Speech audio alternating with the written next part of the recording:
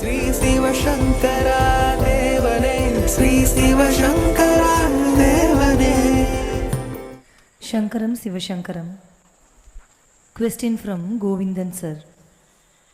ஆன்மீகத்திற்கும் மதத்திற்கும் உள்ள வேறுபாடு என்ன என்ற கேள்விக்கு, ஆன்மீகம் வாழ்க்கைக்கு பொருள் அதாவது அர்த்தம் தேட உருவானது, மதம் வாழ்க்கைக்கு பொருள் அதாவது செல்வம் தேட உருவானது என்ற ஒரு கிண்டலான பதிலை ஒரு ஆன்மீக நாட்டம் கொண்டாடியவர் கூறியிருக்கிறார்.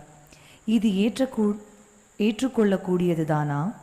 ஆன்மீகம் ஒரு மனிதனின் பிறப்பை பார்ப்பதில்லை, ஆனால் மதம் பிறப்பை வைத்து ஒரு மனிதனுக்கு ரிலீஜியன் என்ற ஸ்டாம்பை குத்துகிறது.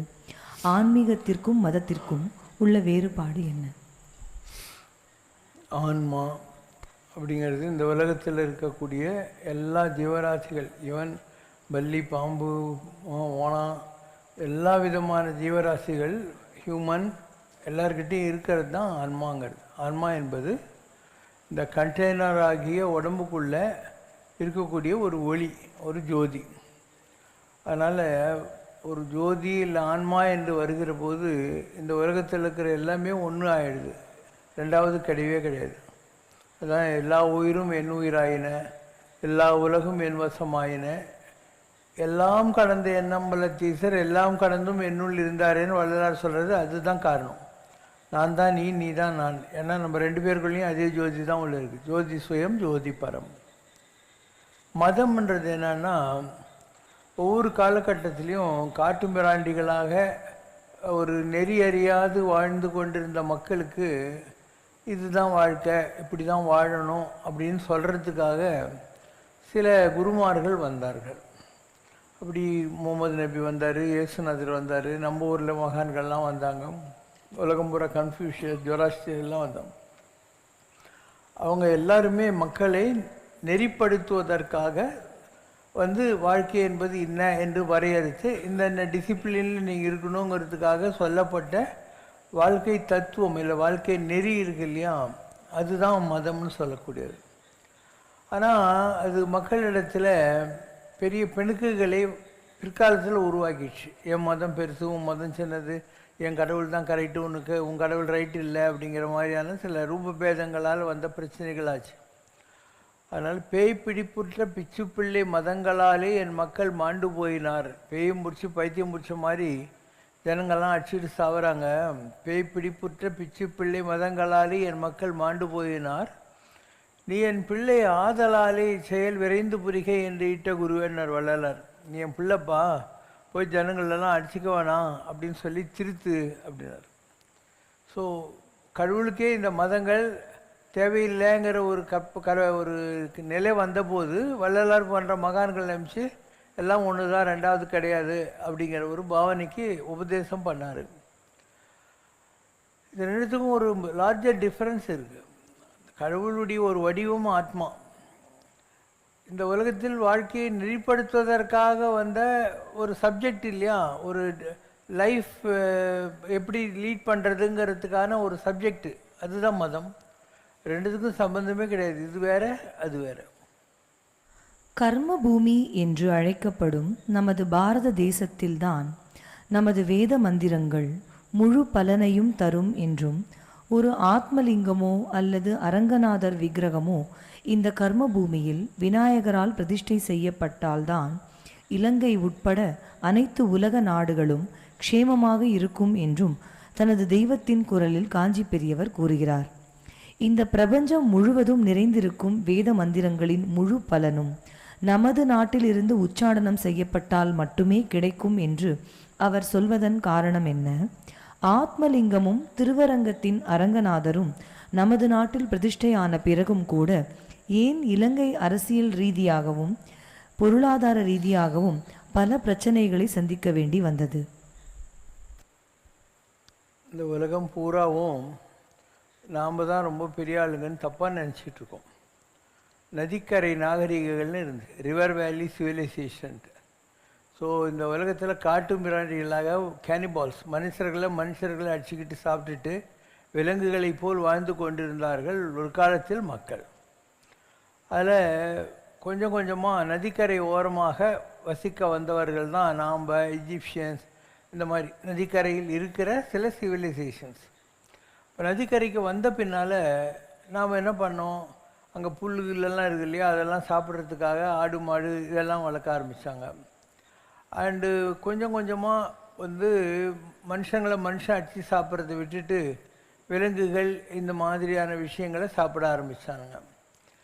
அண்ட் ஒரு இடத்துல ஒரு ஆள் இறந்து போகிற போது இன்னொரு இடத்துக்கு போகிறாங்களே, அவங்க தண்ணி வேணும் புல் வேணுன்றதுக்காக, இப்போ இறந்த இடத்துல அவர் அடையாளம் தெரியறதுக்காக ஒரு கல்லை நட்டாங்க.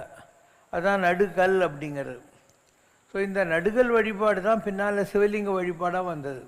ஒரு அடையாளத்துக்காக வச்சது தான் பின்னால் சிவலிங்க வழிபாடாக வந்தது. ஸோ உலகம் பூராவும் கொஞ்சம் கொஞ்சமாக தான் நாகரிகம் வளர்ந்தது. நாகரிகம் கரெக்டாக வளர்ந்து 5000 வருஷம்தான் ஆச்சு. உலகம் எத்தனையோ ஆயிரக்கணக்கான வருஷமாக இருக்குது. நாகரிகம்ன்றது இதுதான். எங்கெல்லாம் இருந்தது, சில ஊர்களில் இருந்தது. இந்தியாவில் இருந்தது, சைனாவில் இருந்தது, ஈஜிப்டில் இருந்தது, ரோமில் இருந்தது. இந்த மாதிரி இடங்கள்லாம் நாகரிகம் இந்த ரிவர் பேங்க் சிவிலைசேஷன் வந்ததுனால ஒன்றா இருந்தது. நீங்கள் பார்த்து கொண்டிருக்கிற அமெரிக்கா, ஆஸ்திரேலியா இதெல்லாம் பிற்காலத்தில் கண்டுபிடிக்கப்பட்ட நாடுகள். கொலம்பஸ்ன்றவன் இந்தியாவை கண்டுபிடிக்கிறதுக்காக தான் வந்தான். ஆனால் ஏதோ ஒரு மிஸ்டேக், ஏன்னா அந்த காலத்தில் பெரிய அளவு காம்பஸ் அதெல்லாம் கிடையாது. அவன் அமெரிக்காவில் போயிட்டான். அதனால் அங்கே இருந்தவங்களாம் ரெட் இண்டியன்ஸ் அப்படின்ட்டான். அண்டு ஆரம்ப காலத்தில் அமெரிக்காவில் இருந்தவங்க யார், ஒரு பார்பரிக் ரேஸ், ரெட் இண்டியன்ஸுன்னு சொல்கிறது. இன்றைக்கி நீங்கள் ஆஸ்திரேலியாவில் சில இடங்கள்லாம் போனீங்கன்னா அந்த பழைய காலத்து ஆளுங்கள்லாம் இருப்பாங்க. ஆஸ்திரேலியாவில் ஒரு எக்ஸ்ட்ரீம் போனீங்கன்னா அந்த இடத்துல ஐயர்ஸ் ராக்குன்னு ஒன்று இருக்குது. ஐயர்ஸ் ராக்குன்னா என்ன, நம்ம ஊர் திருவண்ணாமலை மாதிரி. ஐயர்னா மரியாதைக்குரியவர்னு அர்த்தம். அந்த ஐயர்ஸ் ராக்கை அங்கே இருக்கிறவங்கெல்லாம் கிரிவலம் சுற்றுற மாதிரி சுற்றி வராங்க. அதுக்கு பக்கத்தில் ஒரு சின்ன கேவ் இருக்குது.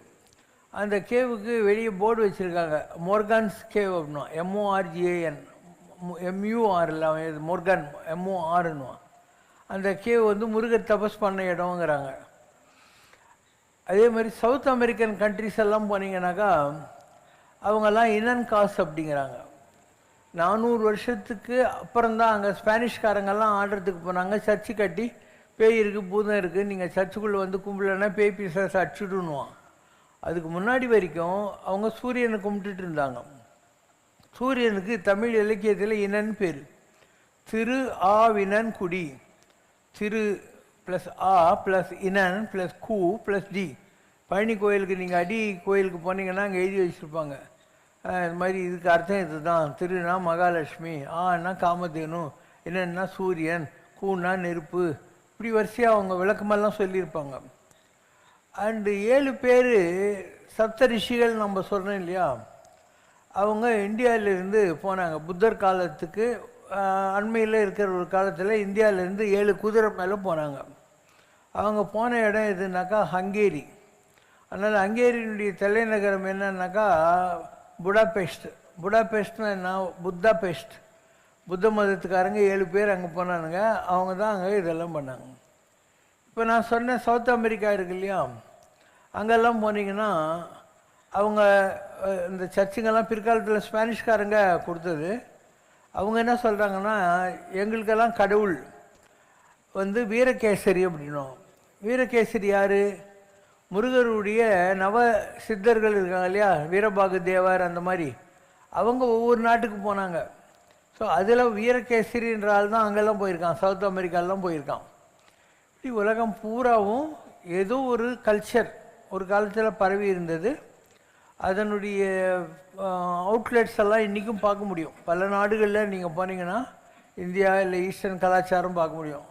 ஆஸ்திரேலியாவில் பெர்த்து, சிட்னி, இந்த மாதிரி மெல்போர்ன் இங்கெல்லாம் போனீங்கன்னா ஒரு வெள்ளைத்துண்டை முழங்கால் வரைக்கும் கட்டிக்கிட்டு ஒரு வெள்ளைத்துண்டை போத்திக்கிட்டு ஃபுல்லாக விபூதி நம்ம ஐருங்கெல்லாம் போட்டுக்கிற மாதிரி போட்டுன்னுட்டு ஒரு மாடர்ன் ஷெட்டு போட்டு அது கீழே உட்காந்து டோலக்க வாசின்னு இருப்பாங்க. அவங்கெல்லாம் இங்கேருந்து போனவங்க தான். உலகம் பூரா ஒன்றாயிருச்சு. அதில் கடல் கொண்ட போது எல்லாம் தொங்க ஆரம்பிச்சிது. ஆப்பிரிக்கா தொங்கிடுச்சு, இந்தியா தொங்கிடுச்சு, ஆஸ்திரேலியா தொங்கிடுச்சு, எல்லா நாடும் தொங்க ஆரம்பிச்சிச்சு. ஸோ ஒரு காலத்தில் இவங்கெல்லாம் கடல் வழியாக போயின்னு வந்துன்னு இருந்துருக்கிறாங்க. இதெல்லாம் வந்து கடல் கொண்ட போது அவங்கங்க அங்கங்கே இருந்துட்டாங்க. அவங்களுக்கும் மற்ற உலகத்தில் இருக்கிறவங்களுக்கும் டச் இல்லை. அலெக்சாண்டர் வந்தாருன்ற நம்ம அலெக்சாண்டர் கூட வந்த சில பேர் கொஞ்சம் வீக்காக இருக்கும், அதனால் நம்மளால் லாங் வாக் இப்போத்துக்கு பண்ண முடியாதுன்னு சொல்லி தங்கிட்டாங்க. அந்த மாதிரி ஆளுங்க இன்றைக்கி கூட இந்த குழு மணலி சிம்லாலாம் சொல்கிறீங்க இல்லையா, அந்த இடத்துல காட்டுக்குள்ளே இருக்காங்க. அவங்களுக்கு வெளி உலகத்தோட தொடர்பே கிடையாது, அவங்கெல்லாம் கிரீக்கிலிருந்து வந்தவங்க அப்படின்னு சொல்லி ப்ரூவ் பண்ணியிருக்காங்க. அதே மாதிரி அந்தமான் தீவு இருக்குது. அந்தமான் தீவுக்கு போனீங்கன்னா அங்கே வந்து பார்பாரியன்ஸ் இல்லையா, அந்த மாதிரி இருக்கிறவங்க இன்றைக்கி இருக்காங்க. நம்ம ஆளுங்க அவங்களுக்கு போய் பழம் கிழங்கெல்லாம் கொடுத்தாக்கா அதை சாப்பிட்டு அவங்களுக்கு வியாதி வந்துடுது. அதனால் கவர்மெண்ட்டில் ரூல் போட்டாங்க, அவங்கள யாரும் டிஸ்டர்ப் பண்ணக்கூடாது அப்படின்னு. அவங்க தனியாக இருக்காங்க அந்தமானில். அவங்க பழைய மாதிரி வேட்டையாடி சாப்பிட்றாங்க. அதே மாதிரி தான் இன்றைக்கும் கோமலம் கேமலம் கட்டின்னு கையில் வில்லம்பு வச்சுன்னு சுற்றின்னு இருக்காங்க. அதனால் உலகம் பூரா ஒன்றாக இருந்த காலம் ஒன்று இருந்தது. இந்த மாதிரி அரசாங்கங்கள் அரசியல் இதெல்லாம் வந்தது. கடல் கொண்டு ஒவ்வொரு நாடும் தனித்தனியாக தொங்க ஆரம்பித்த காலத்தில் அவங்கவுங்களுடைய கல்ச்சர் அவங்களுடைய வாழ்க்கை தத்துவம் அங்கங்கே நின்று போச்சு. அதனால் கடல் மலைக்குள்ளே போச்சு இல்லையா, அந்த மாதிரி இடங்கள் இந்தியாவிலையும் இருக்குது. விசாகப்பட்டினத்துக்கிட்ட புர்ரா கேவுன்னு இருக்குது. அப்புறம் நைனிட்டால் கிட்ட பாத்தால் புவனேஸ்வர்னு இருக்குது. ஆஸ்திரேலியாவில் ஒரு 2-3 இடத்துல இருக்குது. அவங்க நல்லா வச்சுருக்காங்க ஆஸ்திரேலியாவில். அதுக்குள்ளே போகிறதுக்காக அவங்க லைட்டிங் எல்லாம் போட்டு எல்லாம் வச்சுருக்காங்க. ஆஸ்திரேலியாக்கிட்டேயே ஒரு 3 இடம் இருக்குது. இந்த மாதிரி அந்த காலத்தில் ஜனங்கள்லாம் அந்த கடல் கொண்ட இடங்களில் எப்படி இருந்தாங்க, அந்த சிவிலைசேஷன் என்னங்கிற மாதிரி. அது என்ன ஆகும், இப்போ ஆகாசத்தில் மேகம் வர்றபோது உன் கண்ணுக்கு ஒரு மாதிரி தெரியும். வெளிநாட்டுக்காரன் பார்த்தா அவனுக்கு என்ன புரியுதோ அந்த மாதிரி தான் அவனுக்கு தெரியும். நம்ம ஊரில் பாதாள புவனேஸ்வரெலாம் போனேன்னா அங்கே வந்து இது சிவனுடைய ஜடை அப்படின்வாங்க, இங்கே கங்கை கொட்டுதுன்னுவாங்க, இதுவெல்லாம் பஞ்சபாண்டவர்கள் அப்படின்வாங்க எல்லாம். இதே ஆஸ்திரேலியாவில் போனீங்கன்னாக்கா இது வந்து லாஸ்ட் சப்பர் ஆஃப் ஜீசஸ் கிரைஸ்ட்னுவாங்க.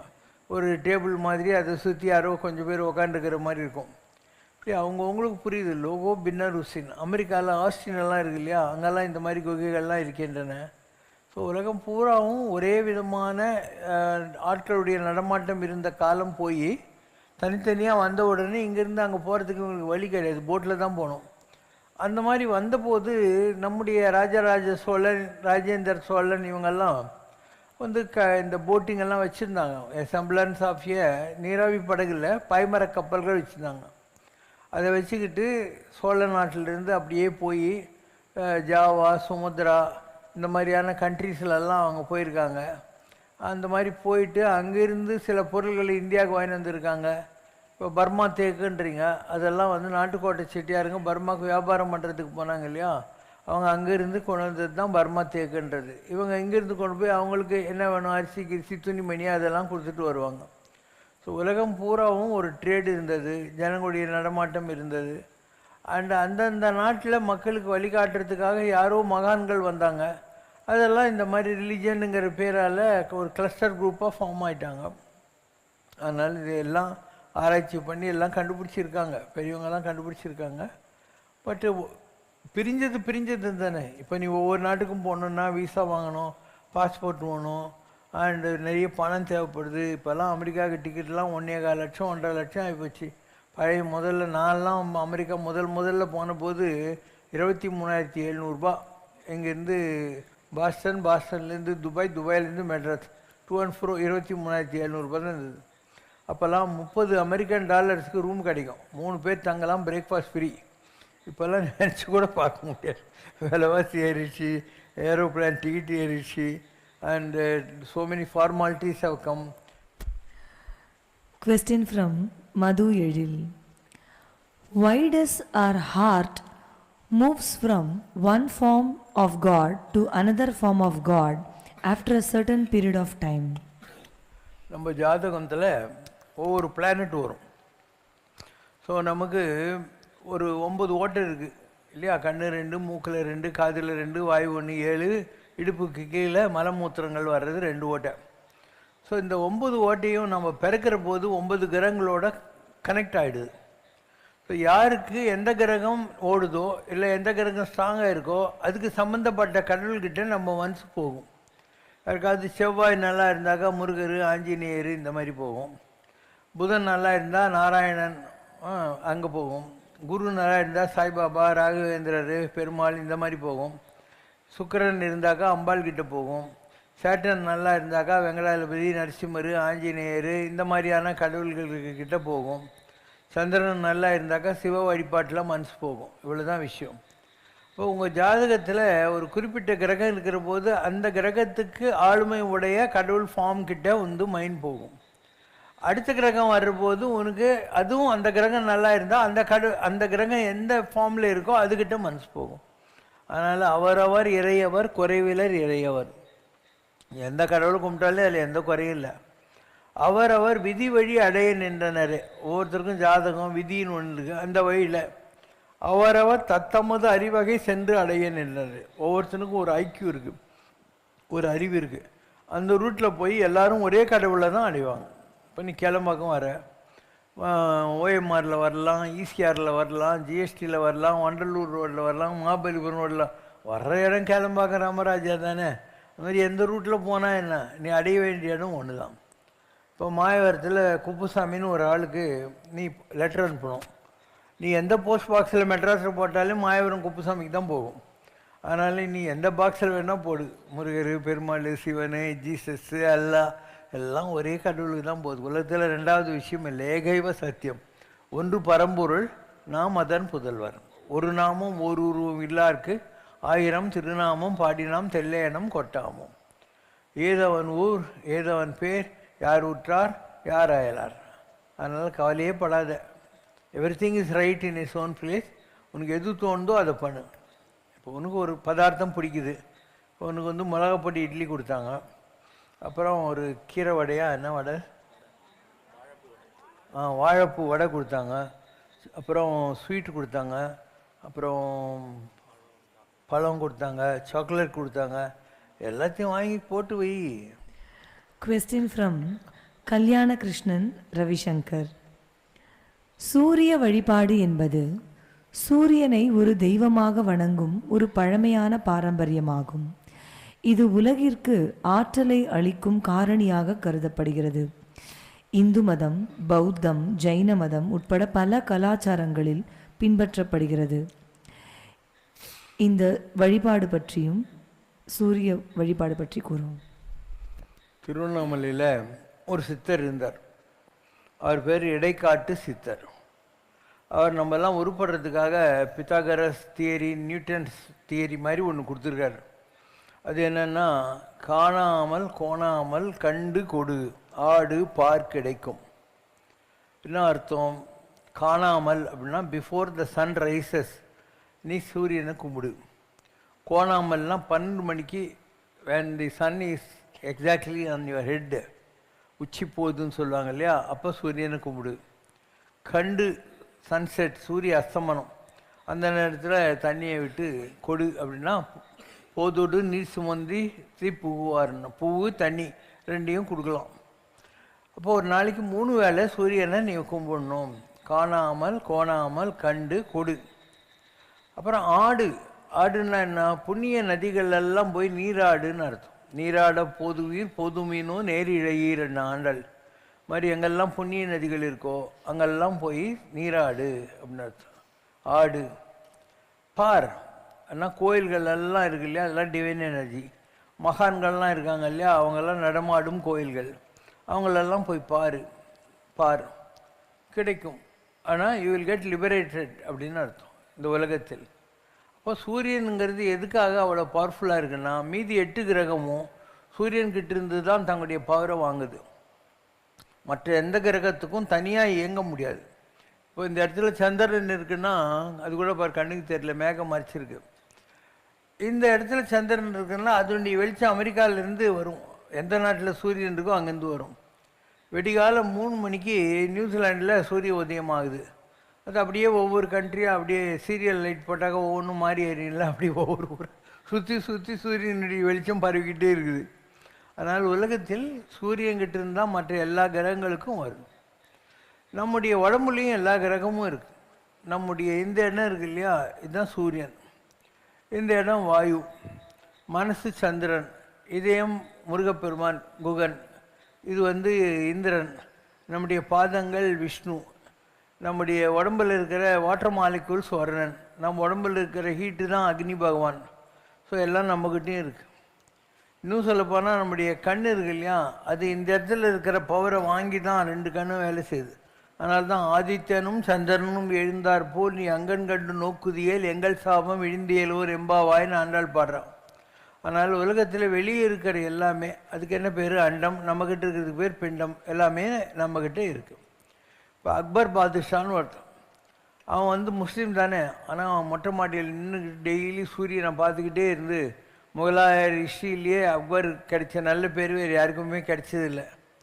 அவன் சொல்லப்போனால் இஸ்லாத்தை கூட விட்டுட்டு தீன் இலாஹி அப்படின்னு சூரியனை கும்பிடுற ஒரு மதத்தை அவன் உற்பத்தி பண்ணான். ஆனானப்பட்ட ஆதிசங்கரர் வந்தார். ஷண்மதங்கள்னால் 6 விதமாக கடவுளை கும்பிடலான்னாரு. அதில் சௌமாரம்னு ஒன்று, அதுதான் சூரியனை கும்பிடுறது. அது மாதிரி அம்பாளை கும்பிடுறது, முருகனை கும்பிடுறது, கானாபத்தியம், பிள்ளையாரை கும்பிடுறது, இந்த மாதிரி 6 விதமான தெய்வ, விஷ்ணு 6 விதமான தெய்வங்களை கும்பிட்றதுக்கு என்னென்ன ஸ்லோகங்கள் இப்படி இப்படி கும்பிடுங்கிறதெல்லாம் உங்களுக்கு அவங்க தான் கற்றுக் கொடுத்தாங்க. அதனால் சூரியன் என்பது அந்த காலத்துலேருந்து இந்த காலம் வரைக்கும் ஒரு எந்த டிஸ்பியூட்டும் இல்லாமல் எல்லா மத போதகர்களும் எல்லா மதங்களும் ஒப்புக்கொள்ளக்கூடிய ஒரு பவர்ஃபுல் சோர்ஸ் சூரியன் தான் ரொம்ப பெரிய விஷயம்.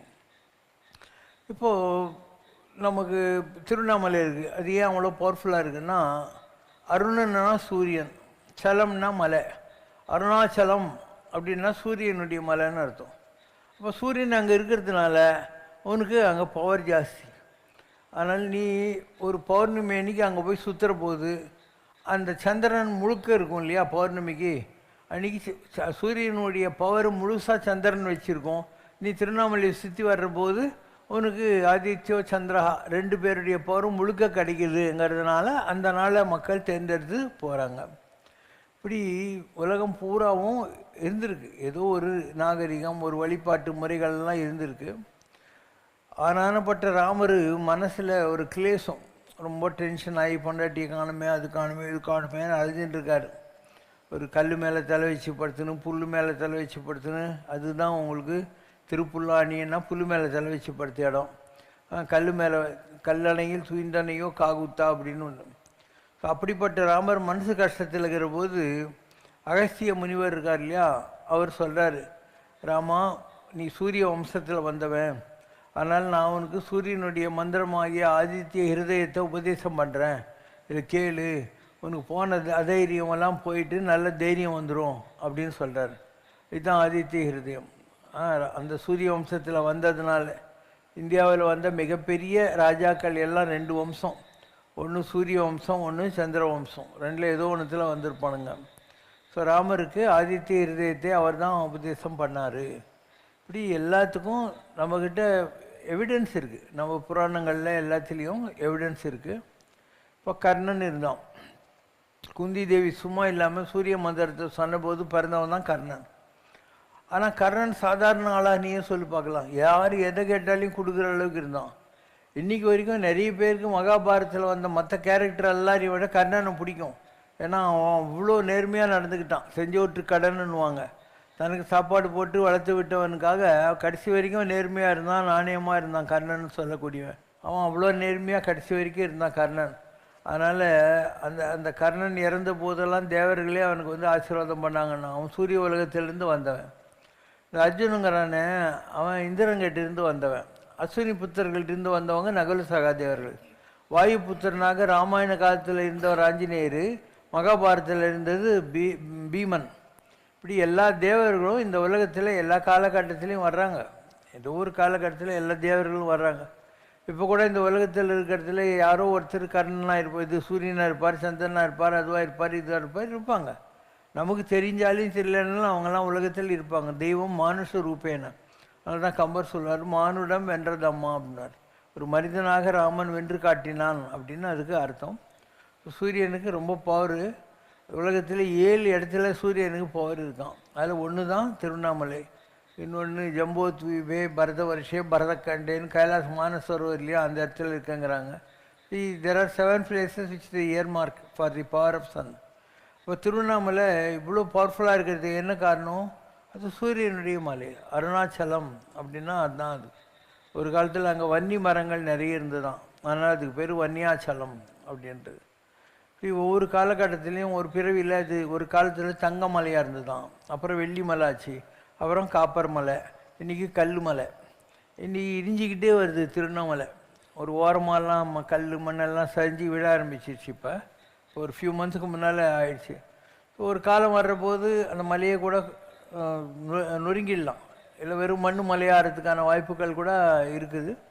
அதனால் உலகத்தில் எதெல்லாம் நம்முடைய பெரியவர்கள் மூர்த்தோர் சொல் வார்த்தை அமிர்தம் அப்படின்னு ஆண்டறிந்து அடங்கிய கொள்கை சார்ந்தோர்னு யார் சொல்கிறோமோ அவங்க எதெல்லாம் சொன்னாங்களோ அதெல்லாம் உண்மைதான்.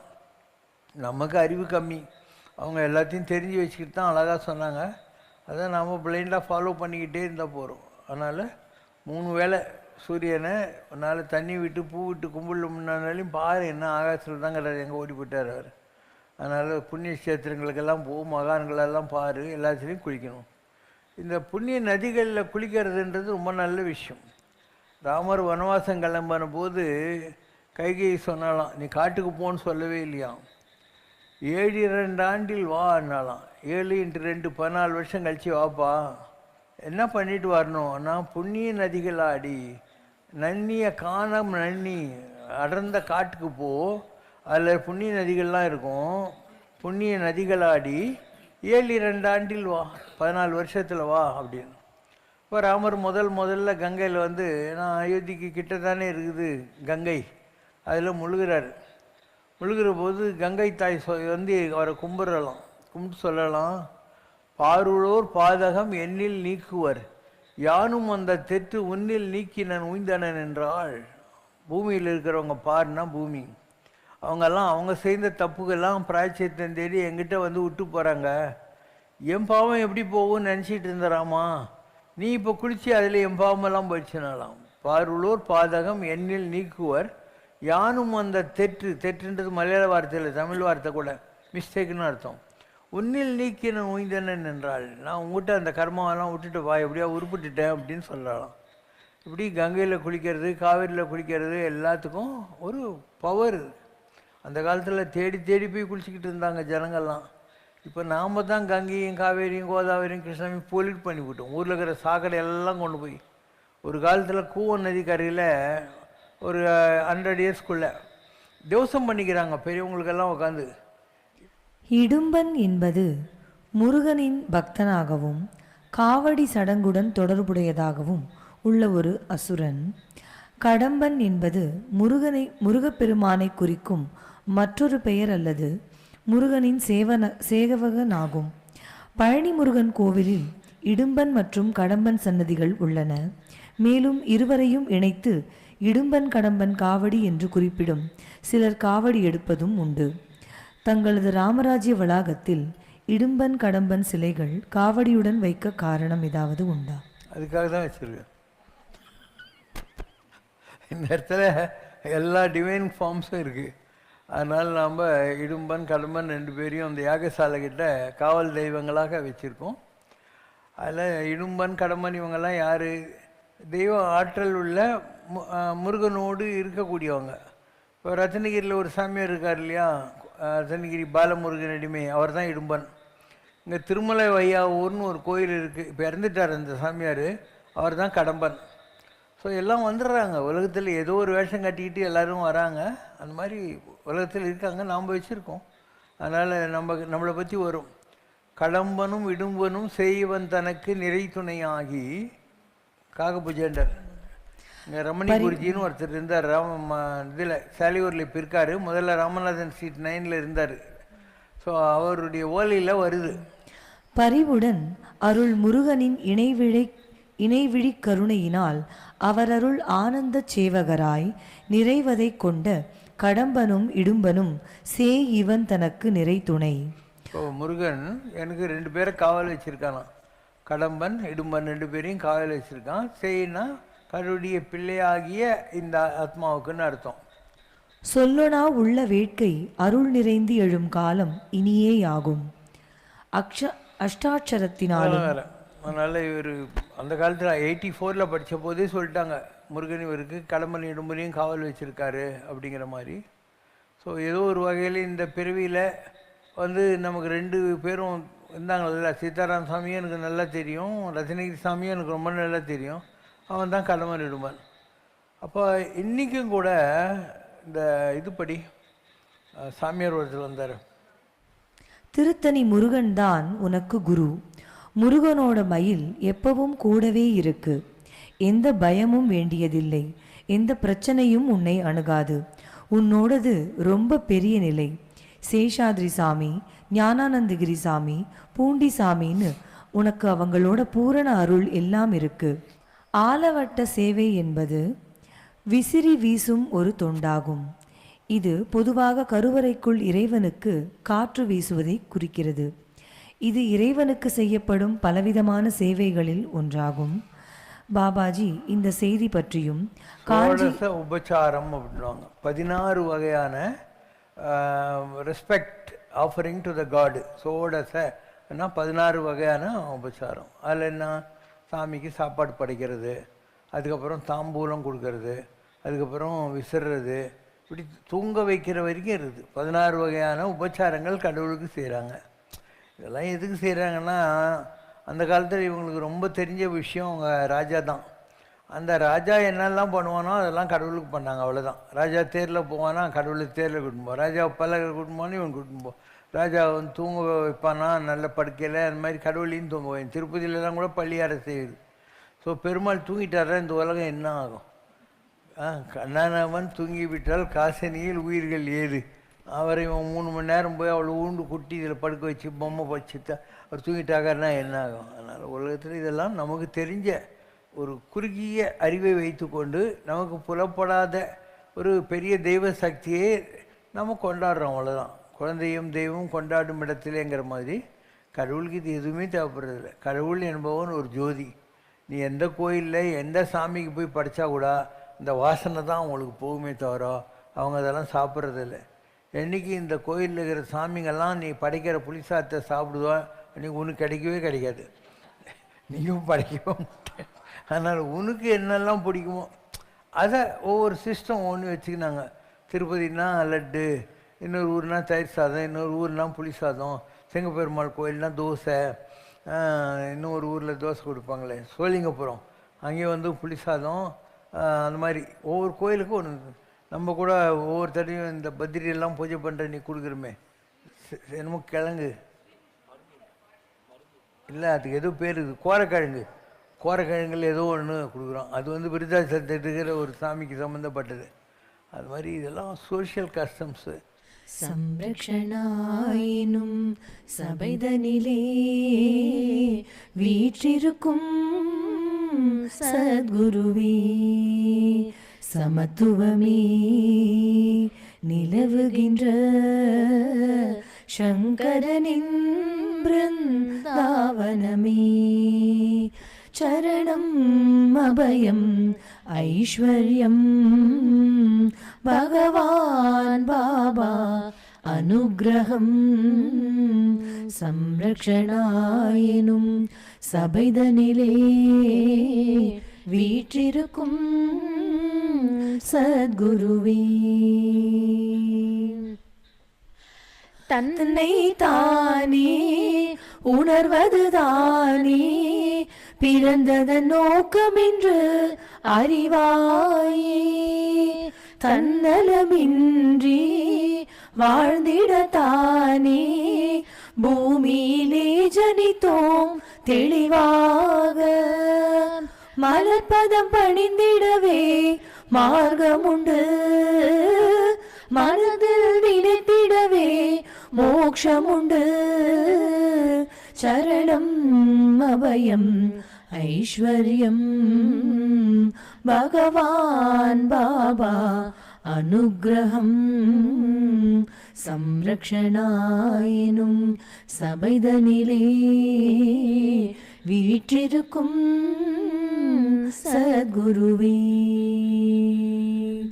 ஓம் ஜெய் சிவசங்கரரே சுவாமி ஜகத் பரிபாலகரே, ஆதி சங்கர அவதாரா அநாத ரக்ஷகரே ஓம் ஜெய் சிவசங்கரரே.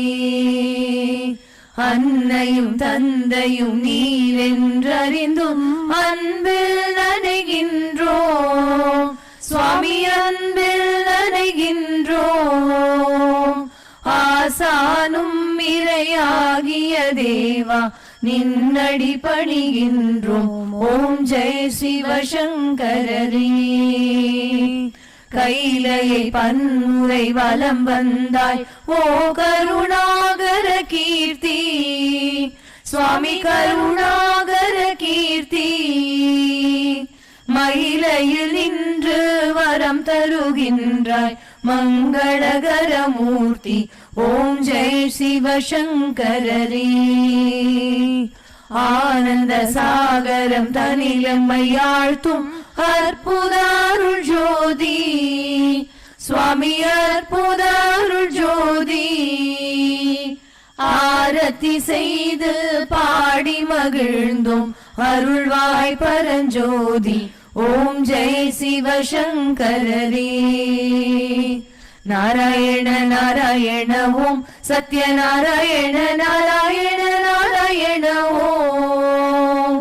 நாராயண நாராயண ஓம் சத்யநாராயண நாராயண ஓம் சத்யநாராயண நாராயண ஓம். ஓம் ஜெய் சிவசங்கரரே. குறை ஒன்றுமில்லை மறைமூர்த்தி கண்ணா, குறை ஒன்றும் இல்லை கண்ணா, குறை ஒன்றுமில்லை கோவிந்தா.